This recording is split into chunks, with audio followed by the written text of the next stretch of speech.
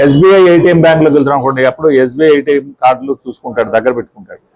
ఆ చాకచక్యంగా ఏం చేస్తాడంటే ఎవడైతే విక్టిమ్ ఎవరు ఉంటారో బాధితుడు, అతనికి తెలియకుండా ఫ్లిప్ చేస్తాడు వేరే సిమ్, వేరే కార్డు, అసలు కార్డు తను తీసుకుంటాడు, తన దగ్గర ఉన్న ఏటీఎం కార్డు ఆయనకి ఇస్తాడు. ఆయనకి ఇచ్చి మళ్ళీ అతను ఎదుర్కొండానే లోపల ఏటీఎం కార్డులో పెట్టి మీరు పిన్ నొక్కండి అంటాడు. పిన్ నొక్కండి అతను రైట్ పిన్ నొక్కుతాడు, అవతల వ్యక్తి కంప్లైంట్ రైట్ పిన్ నొక్కుతాడు.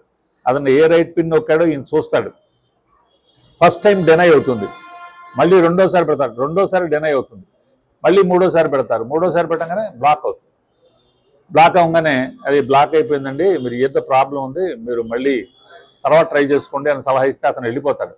అతను వెళ్ళిపోయేటప్పుడు ఫేక్ కార్డ్ పట్టుకుని వెళ్ళిపోతాడు.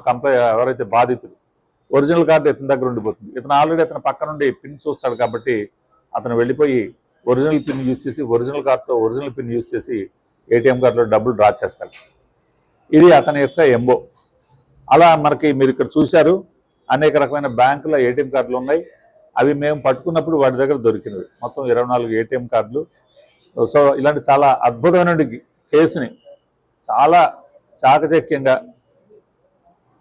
వలపన్ని పట్టుకున్నటువంటి మా క్రైమ్ సిబ్బందిని, మా క్రైమ్ సిఏ గారు, క్రైమ్ సిబ్బందిని, అలాగే టౌన్ సిఏ గారు, టౌన్ ఎస్ఐ గారు, వారి సిబ్బందిని అందరినీ కూడా ఈ సందర్భంగా అభినందించడం జరుగుతుంది. వారికి తగు విధమైనటువంటి రివార్డు ఇవ్వటం జరుగుతుంది.